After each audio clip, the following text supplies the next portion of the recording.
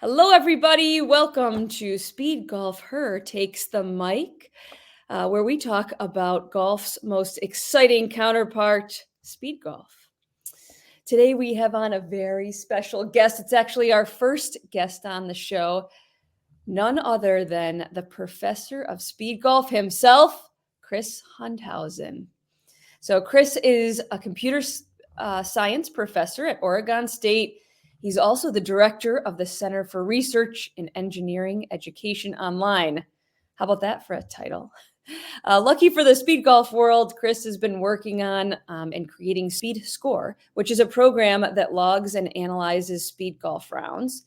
And correct me if I'm wrong, this also may allow you to connect with speed golfers around the world once we get going, which is one of the most exciting, neat parts about our little niche sport. So welcome, Chris. Thank you, Lauren. It's really a pleasure to be here. All right. So before we get into Speedscore, which I'm really excited to hear about, let's talk about your speed golf game. So how's your speed golf game and how is your training going for the World Championships? Yeah, well, first of all, I'm just delighted to be able to represent Team USA in the senior division.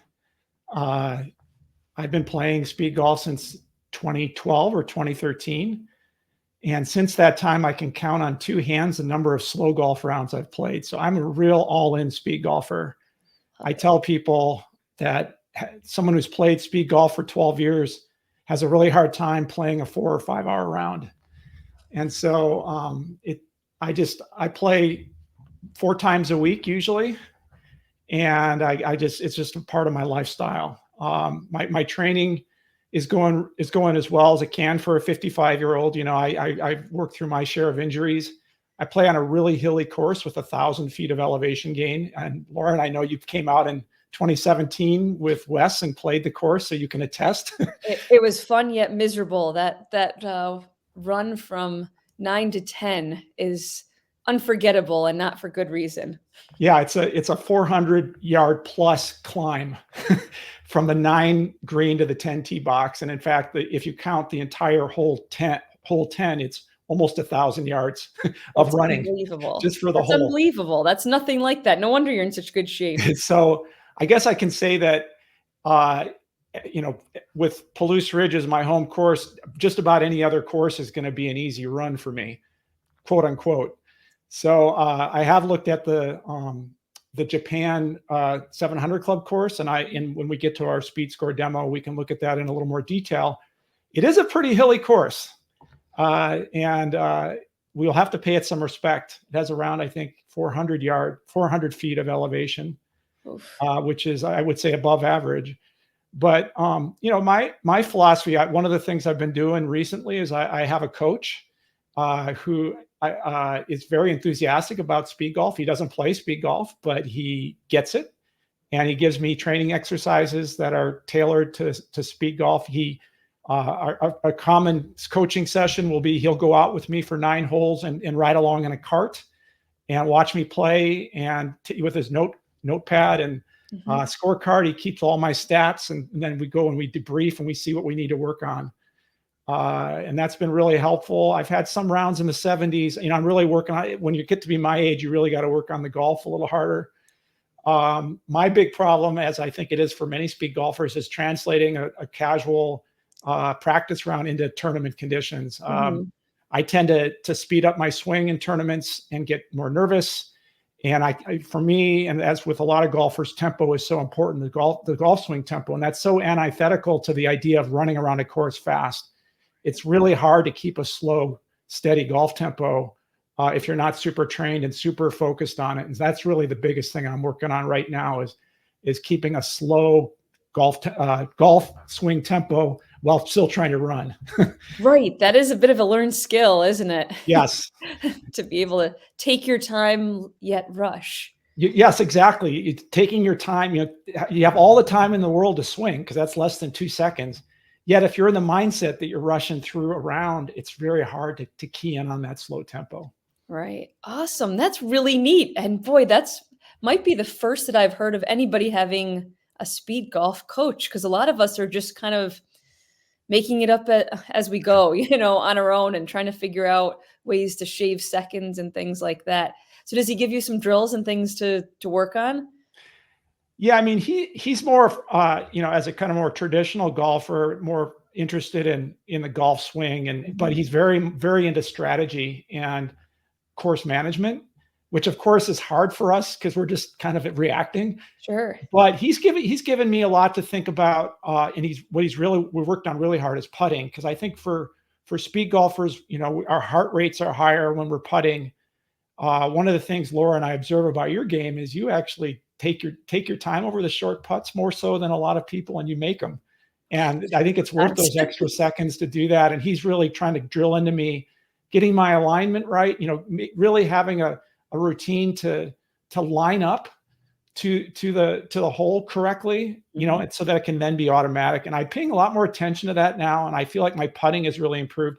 And honestly, if you have one thing to work on as a speed golfer, put your time into putting, because you look at the elite speed golfers, they don't three putt as much as the rest of us. Right. And that's where you really burn strokes in speed golf, especially in competition. Right. It does. It goes by so quickly with that putting.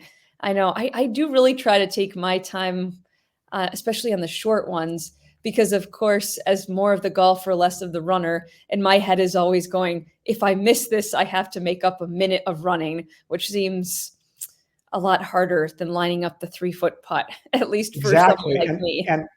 And on that topic, one of the drills he has for me is if I miss something 3 foot or shorter in practice, I actually have to then make 3 of them in a row in my practice round. So I'm adding the time to make 3 in a row.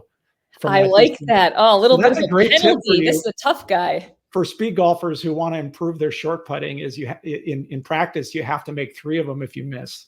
Right. I like that. That's almost a little bit of a punishment. It is. Well, especially because it's a time penalty. Sure. Oh, that's awesome, Chris. I like that. And how about so you just played very recently in the SoCal Speed Golf Festival. What was that like? It was a really great event.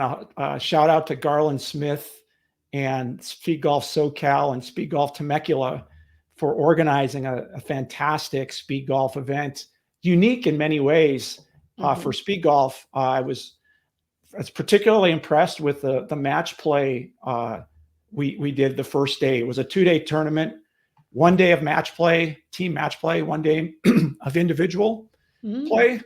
And on the match play day, we had 2 teams of 10, and we did a format where we played match at speed, but without counting time. So we went out in foursomes, we ran in between shots, but time was not a factor. It was all strokes. It was fun because we got, we got through in about an hour 10, hour 20 for each foursome. That's pretty good speed. I mean, a lot more tolerable. Oh, that's really good speed, especially not playing in a one-some, playing in a group. Yeah. And so we played pairs, alternate shot. So I was teamed up with the director, Scott Dowley, for the first 9, and we lost it on the last hole. Unfortunately, we're on speed team SoCal. Yes. But it was really fun. And then so we took the points from the front 9, and then the back 9 we did individual match play. So it was team SoCal versus team Temecula. And I have to say, team SoCal was down 6.5 to 1/2 on the front 9, and we came back and won. Really?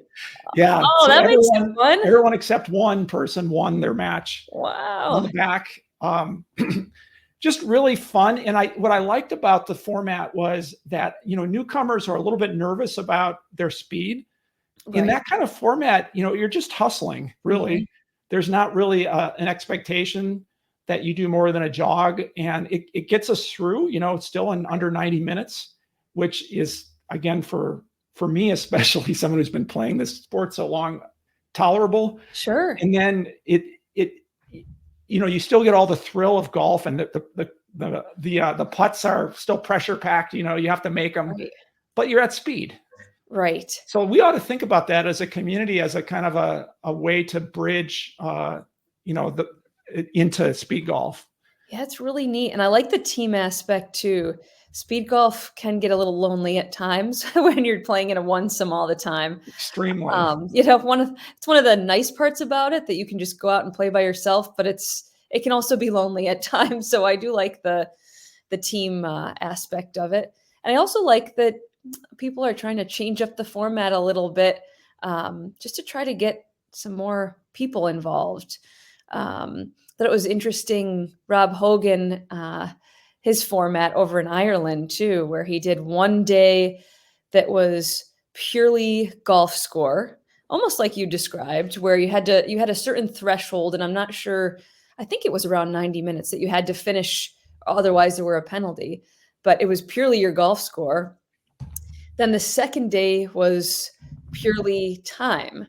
So you could take your strokes didn't matter. You could take a different number of clubs than you did the first time, and it was just a time element. And man, some of those times were just ridiculously fast. I love that.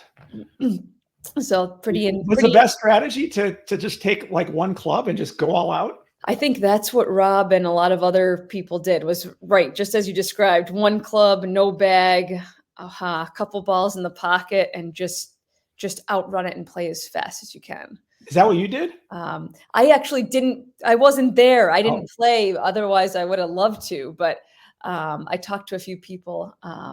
Kathy from the UK was one that said she was amazed that I think she was like 10 or 15 minutes faster than she usually is, just by trying to go really fast. She's like, I have no idea what my golf score was, but I was really, really fast. So I don't know. It's kind of interesting.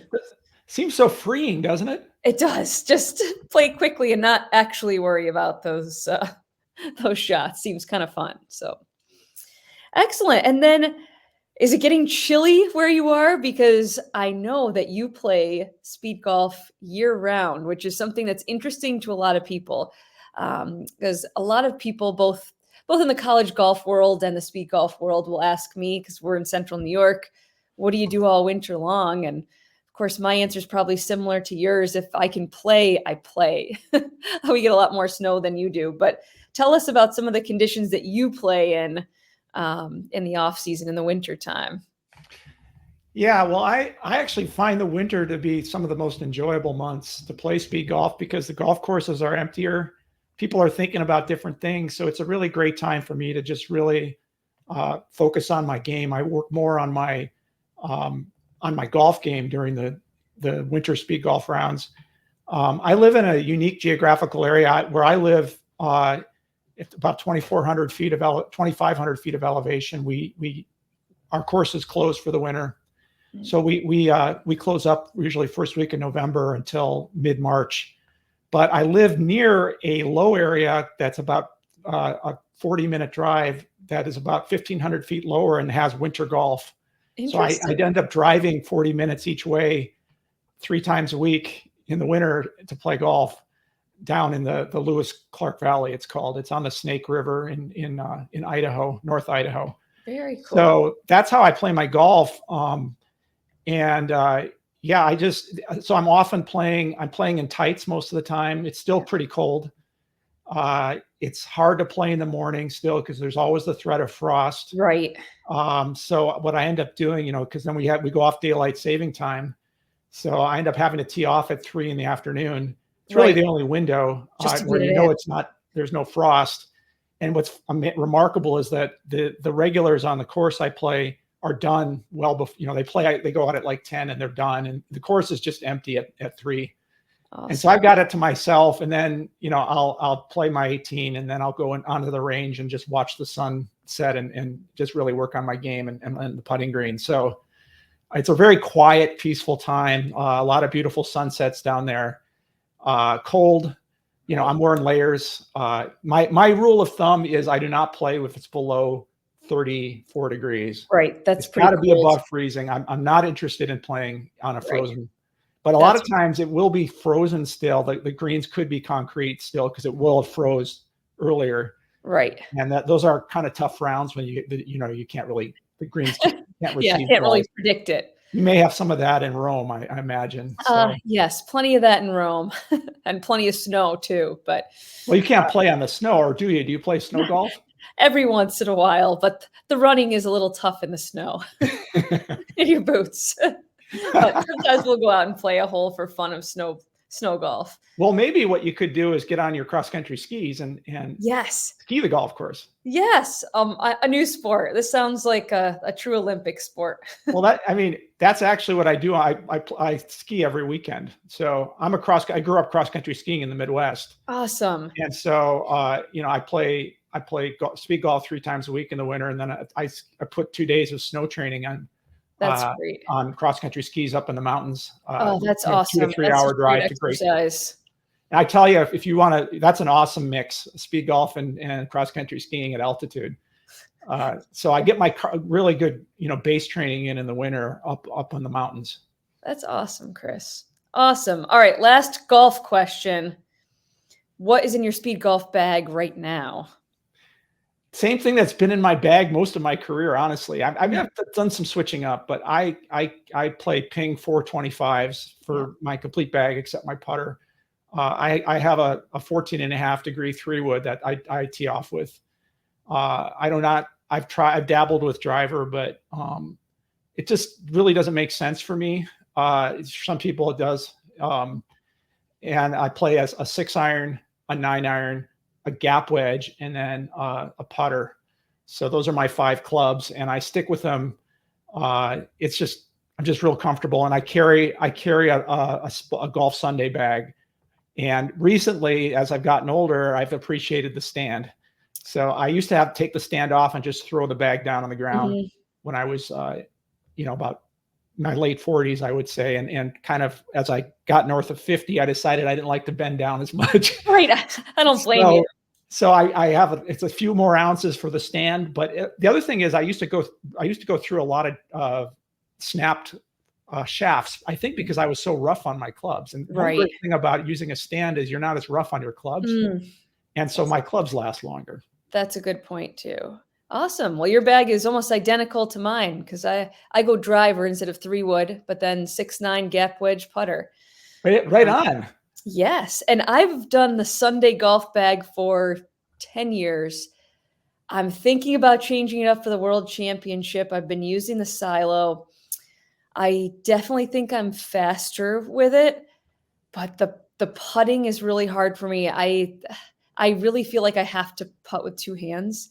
And I don't know. Right now I'm kind of tucking it under my armpit and putting that way, but I don't know. I don't quite have it down yet, but I do think I'm faster. And I think there really hasn't been a lot of pressure on me, at least in the States, to get faster. Usually if I shoot pretty good scores, I'm doing all right in the women's division, but this World Championships is going to be really competitive, and I do think I need to shave a few minutes as well as play good golf. So we got Emily Millard. It's true. I'll tell you what, I played Emily in the French Open last September.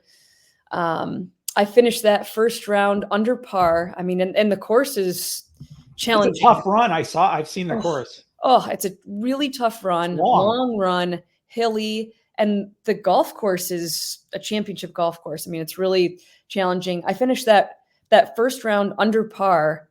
I mean, I that was one of my best rounds ever. I came in. Emily also shot the exact same score. She shot 71 in a few minutes faster. So that's exactly what I'm talking about. So I gotta find a few minutes out there. So.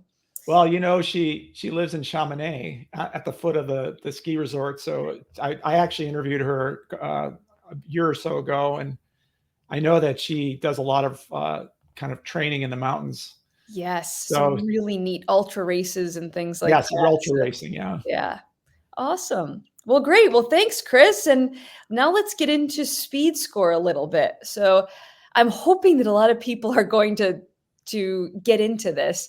Because I'm going to be honest, I had no idea that I could access this for free and use it on a daily basis until I watched your video this morning. And I Oh, just loaded my first 9-hole round in this morning. But what a neat platform. And it's free and it's so user friendly. So I'm thank really you. excited about that.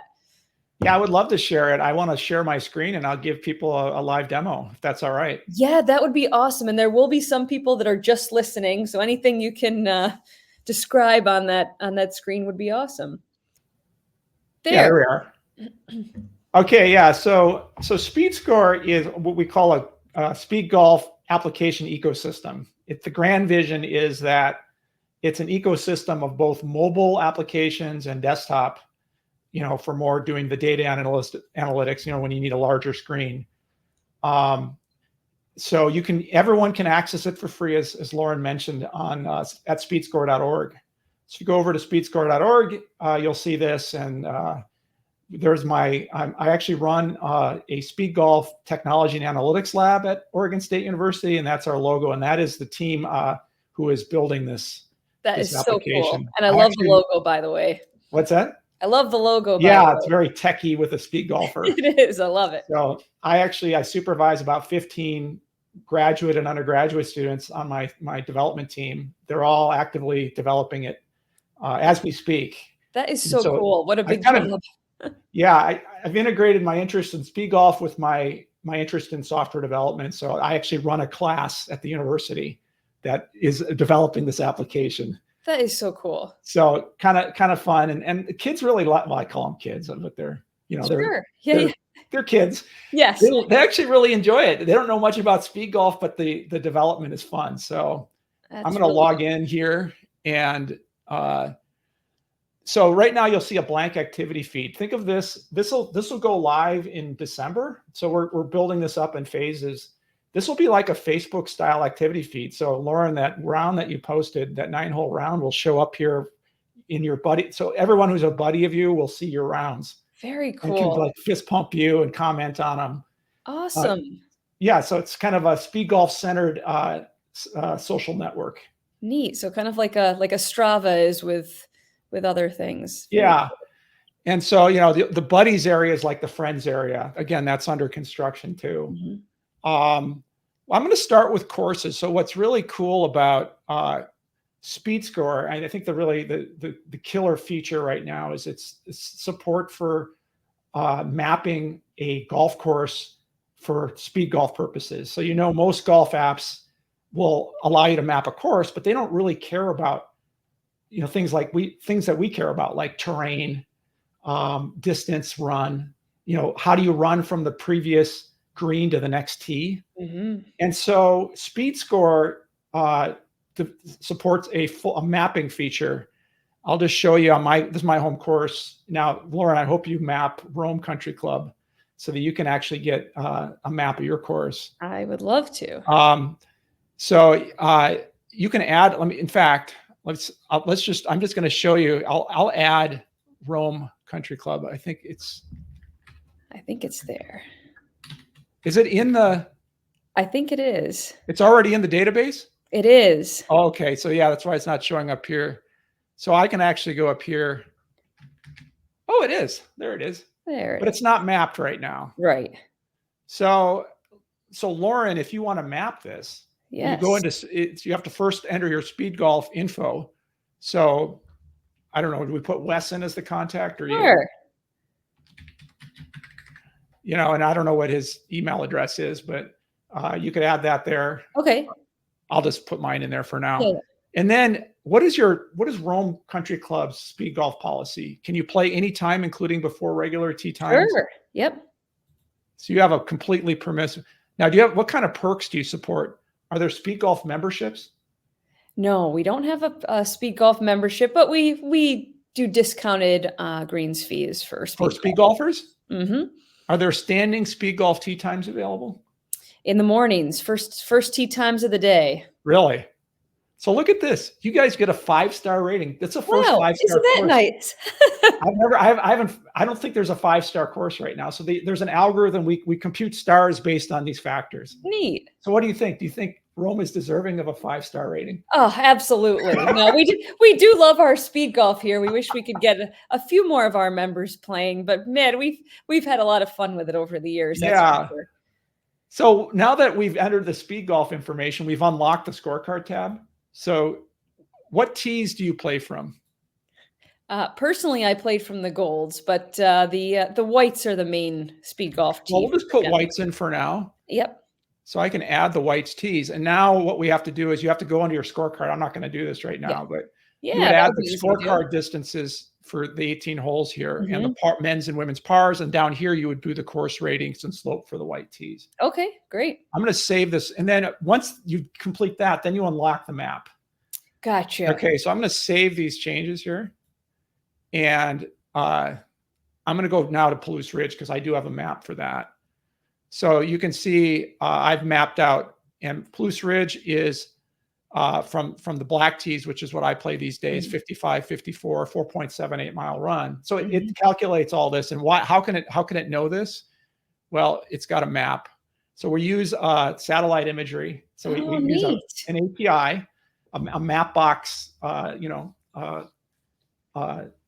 plug in to allow us to view the course from above.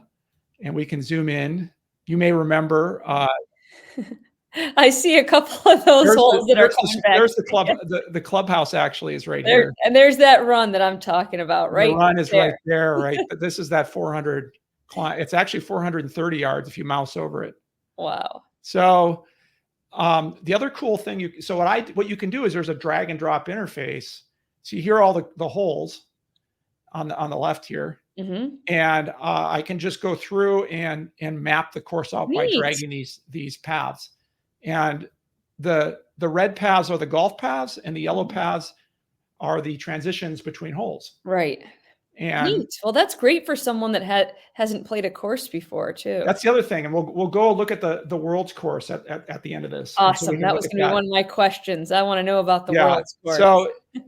So what you can then get is the course elevation profile on this button here. So there's it's just like, Strava or any app that you can actually drag along, and you can see elapsed distance and what hole you're on, how much you've run so far, 4.46 miles here. Cool. As you go through this course. And here's that killer climb right there that you're talking about. And look, we have 987 feet of roughly 1,000 feet of elevation gain. Wow. So you can really get a sense for the vertical profile of a golf course. Now, this is, again, nothing you would ever see in a golf app, right? Because they don't care about this. No one cares, especially when you're taking a cart. Right. That is really, really neat. And you can see how long the front nine is compared to the back. Yep. So this is the end of the front nine right here. Yeah. So we're at 2.39 miles there. And then you hit that monster transition. That big climb, puke at the top, and then try again for the next one. Actually, this is untold, but I think this is the hardest climb on 18. After at the end. Tanked, you got this gradual uphill. Right. That's got that to look forward to. Yeah. So that's pretty cool. And then you can actually get for each hole, you can down here, you can see the profile for the hole. Neat. So you can see individual holes too. So wow, that's really neat, Chris. So anyway, what that gives us, and I'll just show you, we're going to go to rounds. I've logged some rounds recently. So this is one I did yesterday, I think. So I can log a round, and if the course that I'm logging the round on is mapped, I can actually open up a scorecard. And I have the hole by hole, and it knows what the pars are and the distances, right? And I can actually, if I'm using a Garmin watch and I'm doing my split times for each hole, I can add those in there. Wow. So you can really do it all. You can really track everything. Now, the vision here is that I'm having a grad student right now develop a tracking app that will automatically track your times on each hole.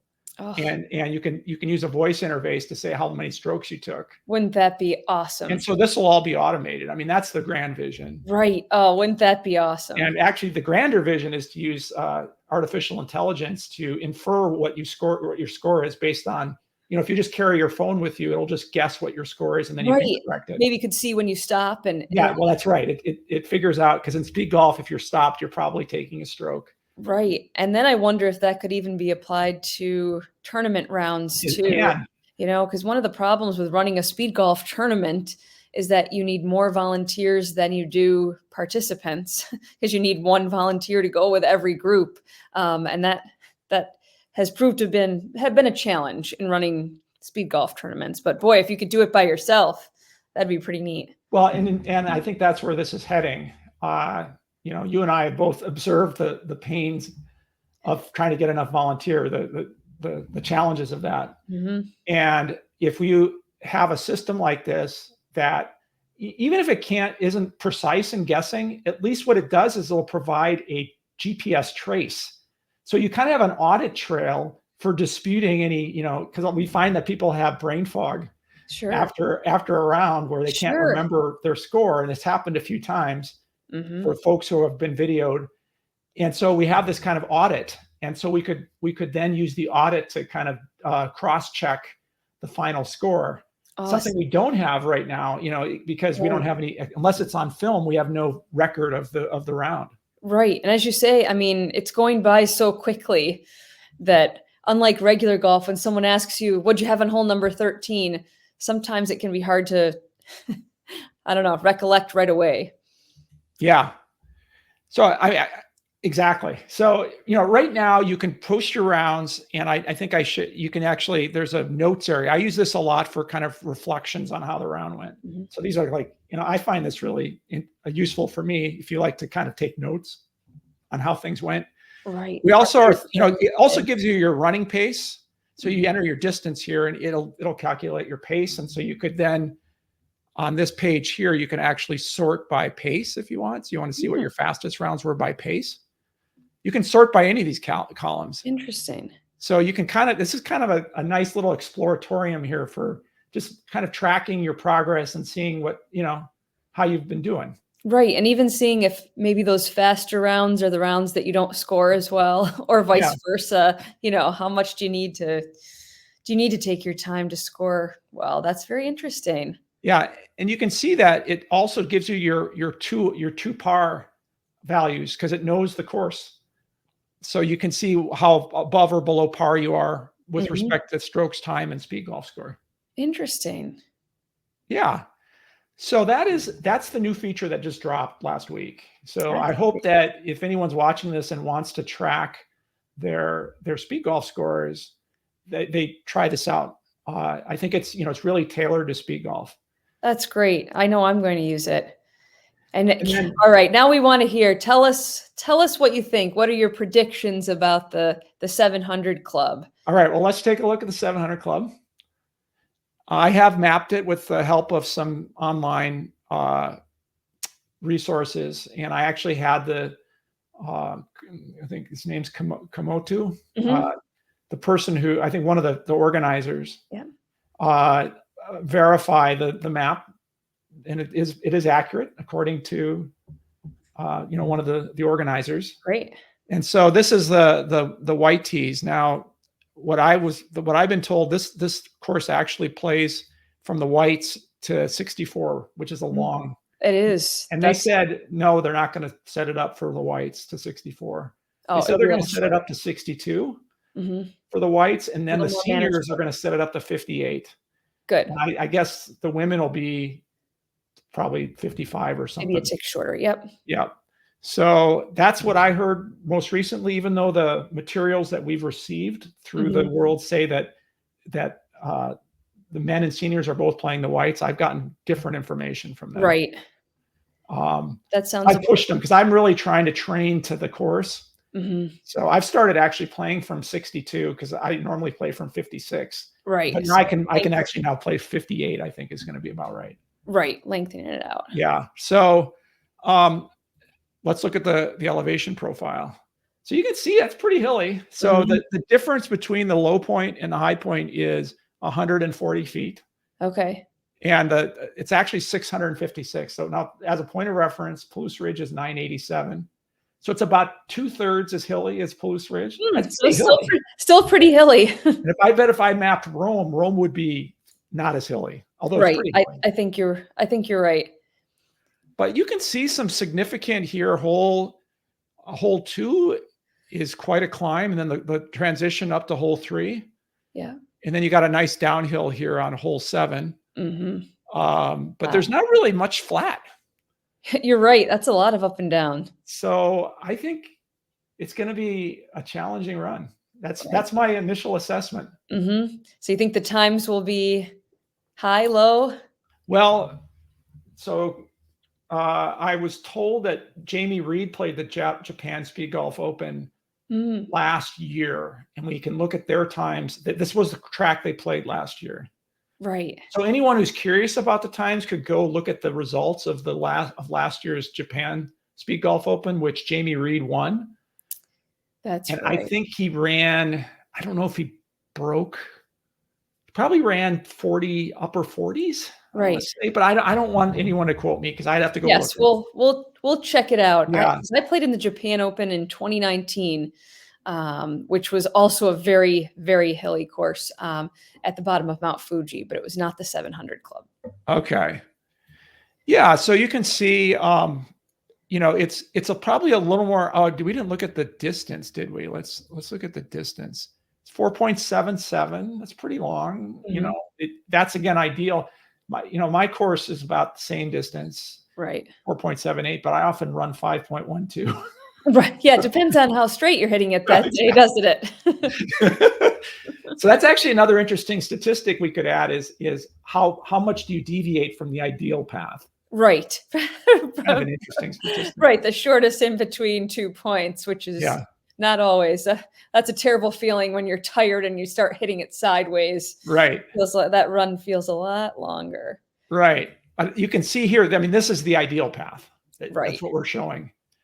Right. So interesting. So my assessment is it's going to be a challenging course. It's going to be harder than the US Open. Probably similar to the Florida event. That was a tough run from what I didn't actually play, but I watched a lot of people run it. It was a long run. Long run, yeah. Probably That's a course that was meant for carts. So there were some, half-mile jogs in between holes. So I want to. Someone said it. I think it was maybe 7 miles. So that was a pretty long run. But I'd like to see too the course we played the first day at the U.S. Championships, the Yanandas's, is a very hilly course. I'd be interested to see what that one is like too. Yeah, well, we'd have to map it. We'll have to map it. All right, I'm on it for Rome CC. Okay, yeah. So if you watch my video series, which you can access on the homepage, this link here. Great. I've got a bunch of videos. As you said, you already watched one, Yep. but there's a whole series on how to map a course right here. Awesome. 5 and 6, map a course and advanced mapping tips. Awesome. For those of you who want to actually contribute to our grassroots effort to map speed golf friendly courses. I love it. I think it's awesome. Well, thanks, Chris. So last question for you before I let you go. And thank you so much for sharing all that information, especially about Speedscore. That's got to be a lot of work, but it's certainly worthwhile, I think, for our community. So thank you. Tell us your predictions for the world champs in the Open, the senior, and I'll put you on the spot for the women's too. Ouch. Right answers only. Well, Lauren, you're going to win the women's championship. Just kidding. Who do you think? Get out on number 18 on the second day. Wouldn't that be nice? With a birdie. I like it. On 18. I like it. And how about the men's Open? I think Jamie Reed's going to win the men's Open. I just think there's so much distance between Reed and the next person that even if he has an off tournament, he still can win it. Yeah. I think there's some other interesting names to look out for, including Janota, in his home country could rise to the occasion maybe, but I just don't think he's quite fast enough. Mm-hmm. Scott Dowley he ran in the second day at in Temecula at the SoCal event. He ran like a 42 minute and he shot 73. he is in the shape of his life. I He's been agree with running you. every single day. He's, he set the record in the Kentucky Speed Golf Open, the speed record he played one club and played that course in 45 minutes. Right. He has, and he's been really Jason changing Hawkins. up the strategy too. Yeah, he's used the 6-iron. He's not going to do that at Worlds. I talked to him, but he's someone to look out for. We know he can go low. Mm-hmm. I think Robin from New Zealand, I'm talking about. Yes. Robin. Yeah, Jamie's counterpart there, his partner. The Robin Smith. Yes. Yeah. He could, I think he beat Jamie in one tournament in New Zealand. Yeah, recently. So he's always got to be on someone's radar. But there's other Japanese players I'm not as familiar with. Right. I will say for the senior, I think Steve Vansel is the overwhelming favorite. In fact, I had to convince Steve to play in the senior. He didn't want to play in the senior because he's so stubborn and he's so good. He's so good that he just doesn't want to make the leap. But I actually told him that Mikko Rantanen would be playing, but he's not. So he's competing against the couple Japanese seniors who are going to be good. Right. But Mikko Rantanen's not going to be there. Right. So I really think that, you got someone who's really an elite open player playing senior, and Steve really hasn't slowed down much. Right. I agree with you. He played in the, he played in the US championships here. Shot 69 the first day, didn't he? And you wouldn't believe how tough that course is. I mean, it is a really, really tough course. People could not wrap their head around that score. I think the next lowest score, which they played a different set of tees in the men's division, was a high 70s round. I mean, he was 10 shots better, obviously from a little bit closer, but still, I mean, you still got to play the game, and it's pretty awesome. Yeah. So, and fun fact, I am partnering up with his daughter, Paige, for the partner event in her speed golf debut. She's a scratch golfer, collegiate player. So I'm looking forward to that. I have done practice round with Paige. Awesome. Up at Arrowhead, their home course. So that was when she was in high school, and I know she's played college golf, so she's probably improved quite a bit. Yeah. But hopefully, I don't think she plays much speed golf, so maybe Steve's got her on a running regimen. He did. I think so. Awesome. Well, Chris, thank you so much for joining us and for all that information, and particularly for all of your hard work on speed score and in the speed golf world. It's an absolute pleasure to be with you, Lauren, and I really think it's great you're entering the podcast world, and wish you all the best in growing the sport through podcast. Awesome. Thanks so much, Professor of Speed Golf. You bet. Take care.